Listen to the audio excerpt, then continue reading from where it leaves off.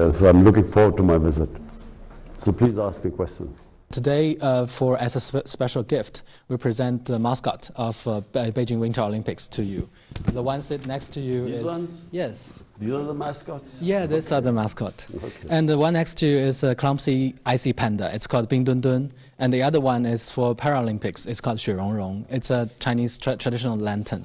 Okay, I look forward to watching. I've never been to watch any Winter Olympics. In fact, I've never been to any Olympics, so I look forward. Oh, yes, that's great. I'm from People's Daily, China. So my questions are all about Winter Olympics. So first one is, in 2021, China and Pakistan celebrate 70th years anniversary of establishment of diplomatic ties. And now you are also going to attending the opening ceremony of Beijing Winter Olympics Games. So this is another major event in the development of bilateral relationships. So how do you evaluate the high-level development of Pak-China relationship? Look, the relationship between the two countries has just got stronger over a period of time. And one of the main reasons is that feeling in Pakistan is that China has always stood with us in our times of need. When Pakistan has, over the years, been in a difficult period, China has stood with us, and Pakistan has stood with China. And we are neighbors. I was in school when the Karakoram highway was being built. And that was a collaboration between the Chinese government and the Pakistan army. And it was a very difficult venture because the road was very difficult, there were steep mountainsides. And I remember the number of Chinese who died building the Karakoram highway. So the relationship is it's a deep relationship. And so over a period of time, it has actually got even stronger. And CPEC, of course, has also linked us, the two countries. We know that sports always plays an important role in uniting people together. And for this Winter Olympics, it's also a very special time because it is the post-pandemic time. So what expectation do you have when you come to China to attending the opening ceremony of Winter Olympics? What's your expectation of it? Well, firstly, this is the first Olympics, let alone it's a winter one, but it's the first Olympics I will be ever witnessing. So I look forward to that. And of course, you know, I was a sportsman for almost 20 years of my life. I was an international sportsman. People in China don't play cricket. I'm hoping that as our relationship gets stronger, we will also teach Chinese how to play cricket so that, you know, China can also become a great cricketing team. But I look forward because, you know, it's, as a sportsman, it's apart from our relationship, close relationship between the two countries. It'll be very interesting for me to see a competition. Ever since I have been in politics, I've had no chance to watch any sports. Yeah. So what do you think the Winter Olympics means to this post-pandemic era? I think it's a very, you know, pandemic has devastated apart from anything else. It's sporting events all over the world have been affected by the pandemic. So in this context, I think it's a for China to have gone through with the Winter Olympics, I think it's very admirable. Assalamu alaikum Janab Wazir Azam Sahib. मैं हूँ Xinhua news agency की Urdu service की जोशु ख्वा।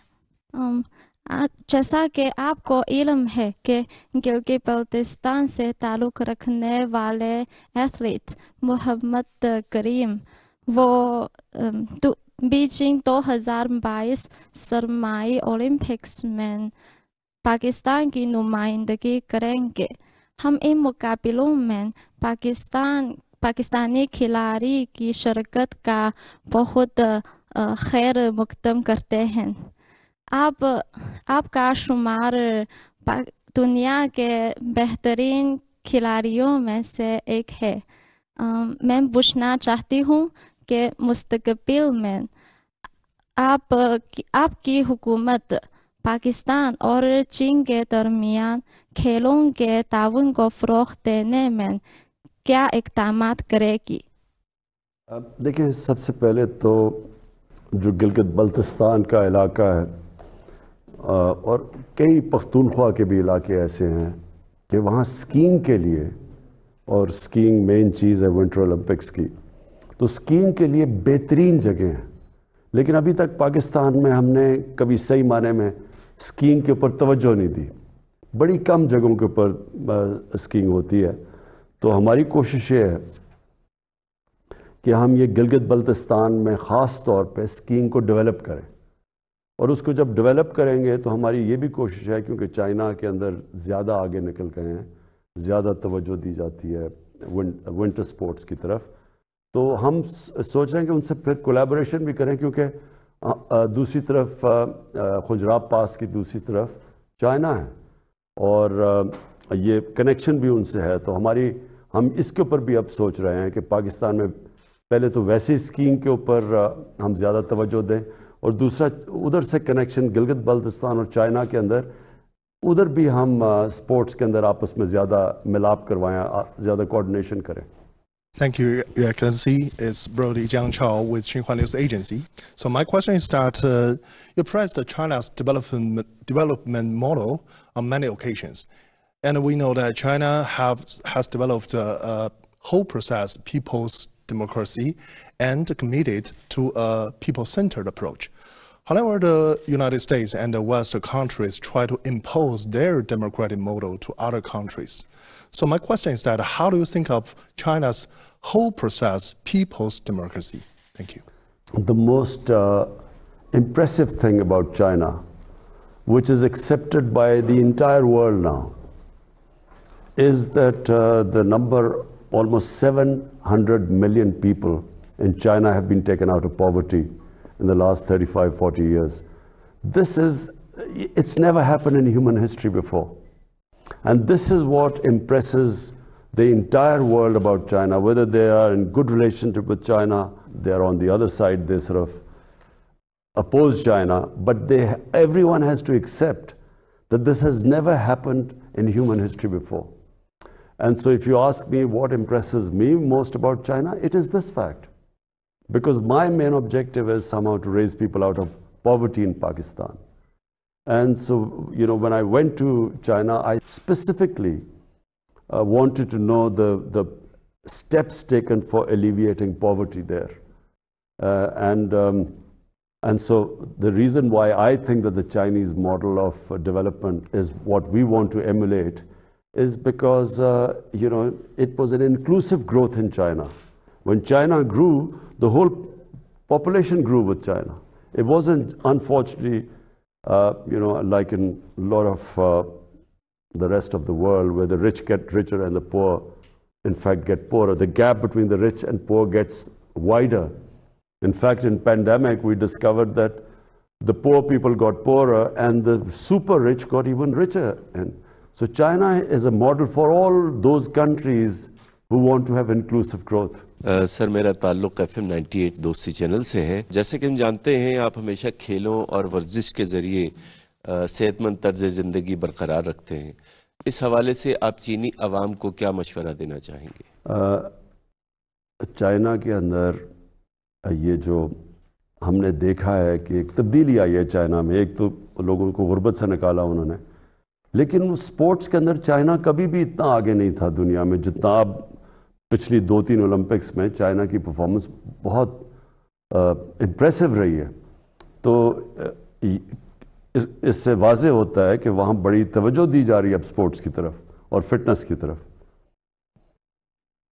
दूसरा मेरा सवाल ये है कि हुकूमत पाकिस्तान मुल्क की तरक्याती हिकमत अमली को जियो पॉलिटिक्स से जियो इकनॉमिक की तरफ मुंतकिल कर रही है। पाकिस्तान की तरक्की के लिए चीन पाकिस्तान स्ट्रेटेजिक और इक़्तिसादी ताउन से आपकी क्या तवक्कुआत वाबस्ता हैं? देखिए, चाइना ने गुर्बत कम कैसे की? चाइना ने गुर्बत ऐसे कम की कि उन्होंने अपनी इकॉनमी को ग्रो किया। जो ग्रोथ रेट जैसी जैसी उनकी बढ़ी, तो उन्होंने उस ग्रोथ रेट से लोगों को गुर्बत से निकाला। अगर आपने गुर्बत से लोगों को निकालना है, तो जब तक आपकी इकॉनमी ग्रो नहीं करेगी, वेल्थ क्रिएशन नहीं होगी तो आपके पास किधर से पैसा आएगा नीचे से लोगों को ऊपर उठाने के लिए। तो चाइना ने यही किया कि उन्होंने अपनी इकोनॉमी के ऊपर तवज्जो दी, लेकिन ग्रोथ को फिर जब उनकी दौलत बढ़ी तो उन्होंने ये नहीं किया कि वो थोड़े से लोगों के पास पैसा चला गया फिर उन्होंने वो नीचे दिया। तो हमारी भी यही कोशिश है कि जब हम जियो इकोनॉमिक्स की बात करते हैं तो हमारा मकसद ही ये है कि अब जोर हमने देना है अपनी इकोनॉमी को बढ़ाने के लिए। और जैसे जैसे यानी इसका ये नहीं मतलब कि सिक्योरिटी के ऊपर हम तवज्जो नहीं दे रहे, लेकिन हम ख़ास तवज्जो जो हमने बदकिस्मती से पहले नहीं दी अपनी इकोनॉमी के ऊपर तवज्जो, हमारी अब ख़ास कोशिश है इकोनॉमी पे हम जोर लगा रहे हैं ताकि जैसे जैसे मुल्क के अंदर हमारी दौलत में इजाफा होगा हम फिर अपने लोगों को गुर्बत से निकालें। I'm Shibwahao from Economic Daily, and my first question is, now as the new phase of CPEC development focuses on encouraging business and benefiting local people, what is your government going to do to facilitate it? What do you expect for the sustainable development of CPEC, and any expectation for more cooperation on renewable and clean energy? Thank you. You see, the first phase of CPEC was basically connectivity and power generation.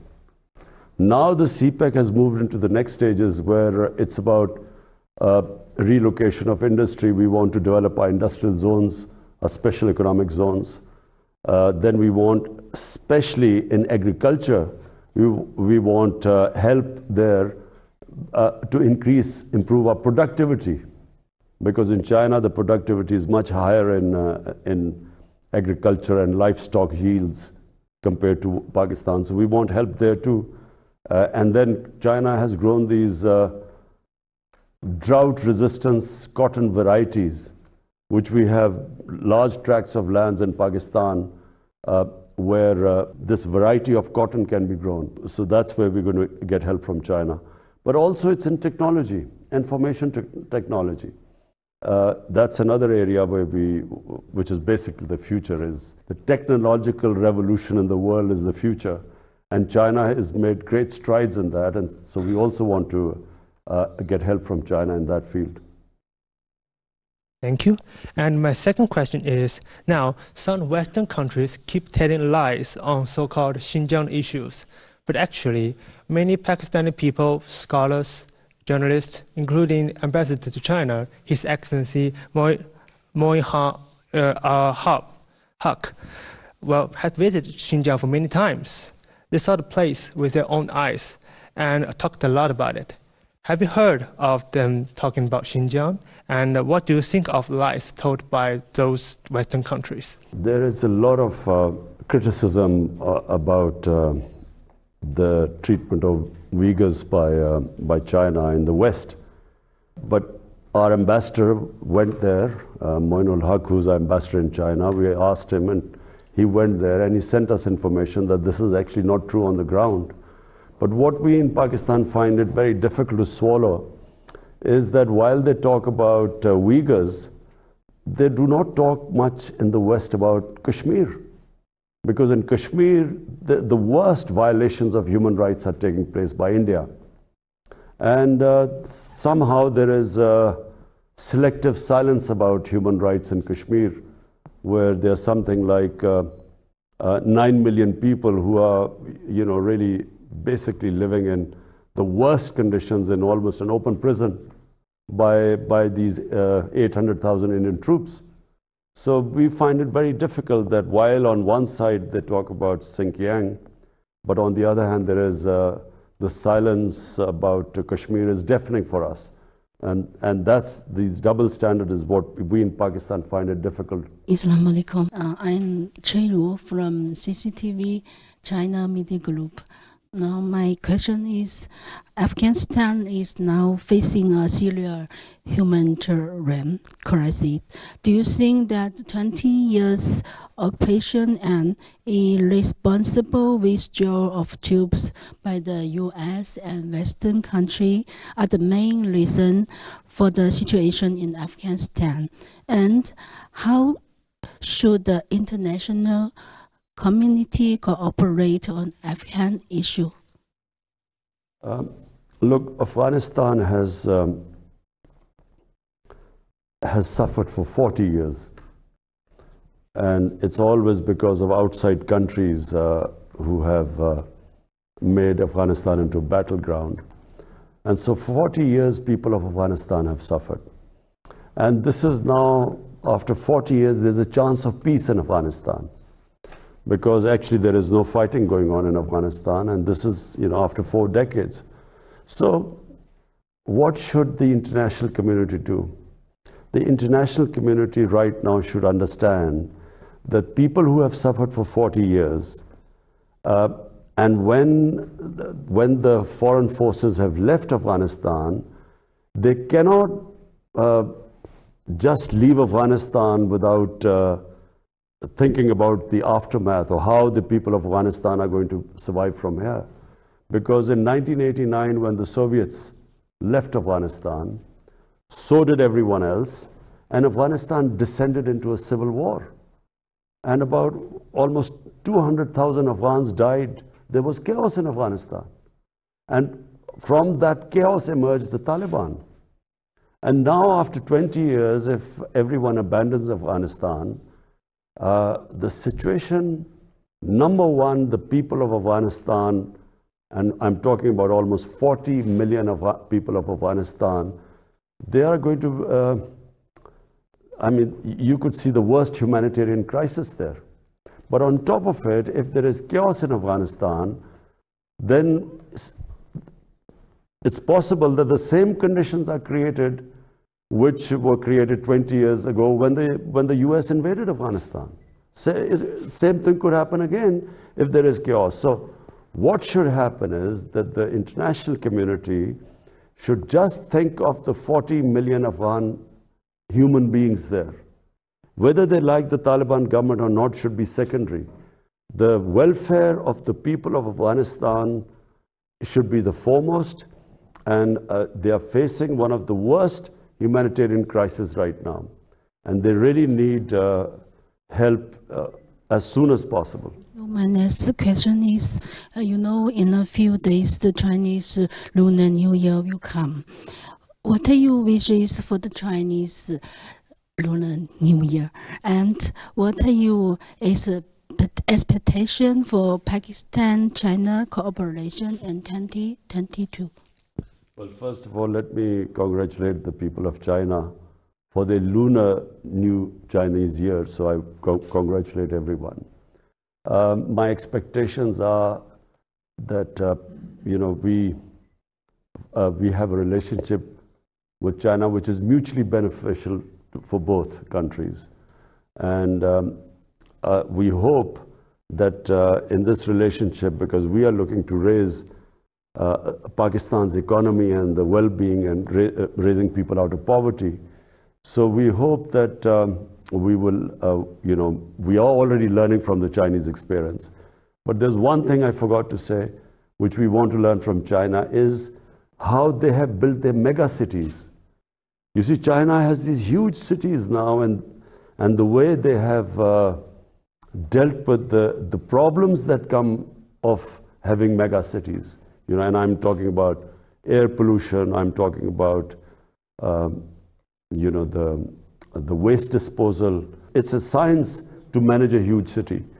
So unfortunately, our cities are growing at a very fast rate. Pakistan is urbanizing at one of the fastest rates.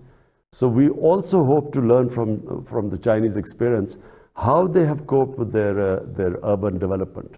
Your Excellency, Mr. Prime Minister, as Cui said, our Chinese Lunar New Year of Tiger is coming soon. So we hope you can also express your best wishes to our Chinese audience. मैं China की आवाम को China का जो lunar new year है, मैं सारी कौम को पाकिस्तानियों की तरफ से मुबारक देता हूँ. शुक्रिया. शुक्रिया. Okay ji, thank you. वज़ीर-ए-आज़म इमरान खान चीनी मीडिया को इंटरव्यू दे रहे थे. उन्होंने कहा कि भारत ने कश्मीर में मसालिम की तमाम हदें पार कर दी हैं. इसके साथ साथ उन्होंने पाक चीन ताल्लुकात के हवाले से भी बातचीत की, अफ़गानिस्तान के हवाले से भी बात की. और अफ़गानिस्तान उन्होंने कहा कि 40 साल से बैरूनी जंग का शिकार है. عالمی برادری کو یہ سمجھنا چاہیے کہ افغان عوام نے مشکلات برداشت کی ہیں. سوویت یونین کے جانے کے بعد افغانستان خانہ جنگی کا شکار ہو گیا. خانہ جنگی میں 2 لاکھ افغان مارے گئے ہیں. اس کے حوالے انہوں نے سی پیک کے حوالے سے بھی بات چیت کی.